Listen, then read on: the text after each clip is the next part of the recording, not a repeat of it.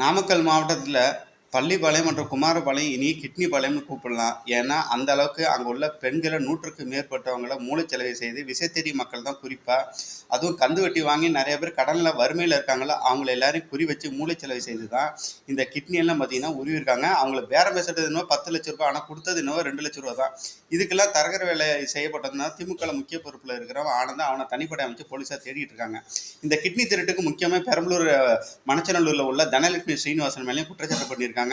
இதே போல் அபிராமி ஈரோட்டில் இருக்குது, சித்தார்த் திருச்சியில் இருக்குது. இந்த 3 ஹாஸ்பிட்டலுக்கும் சுகாதாரத்துறையிலாம் நோட்டீஸ் கொடுத்துருக்காங்க. இந்த தனலட்சுமி சீனிவாசன் பையன் தான் கதிரவன், ஒரு திமுக எம்எல்ஏவாக இருக்கார். இந்த இடமும் ஆக்கிரமிப்பில் கட்டப்பட்டிருக்கு. அதே போல் கோவிட் டயத்தில் அங்கே ஆக்சிஜனே கிடையாது. அங்கே உள்ள மக்கள்லாம் பார்த்தீங்கன்னா தினக்கூலி 800 அடிப்படையில் எல்லாரையும் அட்மிட் பண்ணியிருக்காங்க போலியாக பேஷண்ட் போல். எப்படி பைரவா படத்தில் நடக்குது, இந்த பைரவா ஸ்டோரியை தனலட்சுமி சீனிவாசன் வச்சு தான் எடுத்திருக்காங்க. அபிராமியும் வந்துட்டு ஈரோட்டில் இருக்குது. இதுவும் கிட்னி திருட்டில் ஸ்பெஷலிஸ்ட்டு. இங்கே பார்த்தீங்கன்னா இங்கே ஒரு